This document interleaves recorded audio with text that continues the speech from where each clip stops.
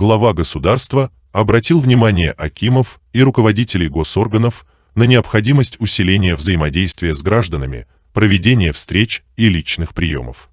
Касым-Жомарт Токаев провел совещание с участием премьер-министра, руководителей государственных органов, акимов областей и городов Астаны, Алматы и Шымкента.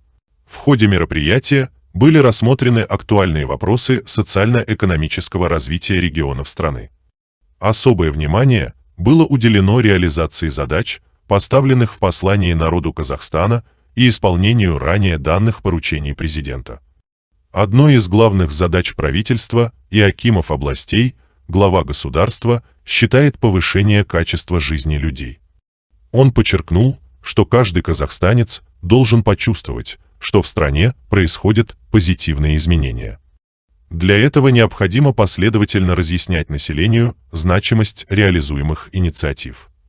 Мы не допустим действий, ведущих к дестабилизации. Необходимо предотвращать такие незаконные действия.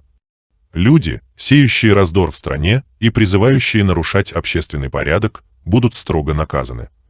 Борьба с провокациями должна вестись в рамках закона, оперативно и системно. Есть соответствующие законы, они должны строго исполняться. В противном случае бездействие может привести к очень опасным последствиям для нашей страны. Как я уже не раз говорил, нам нужно прежде всего верховенство закона. Если соблюдается закон, высока гражданская ответственность, то и в обществе будет порядок. Только там, где есть стабильность, будет прогресс и процветание. Единство народа – залог успешной реализации реформ. Поэтому мы должны сплоченно трудиться. Работа по всесторонней модернизации государства будет продолжаться и в будущем. После выборов я планирую выдвинуть ряд новых инициатив, сообщил президент.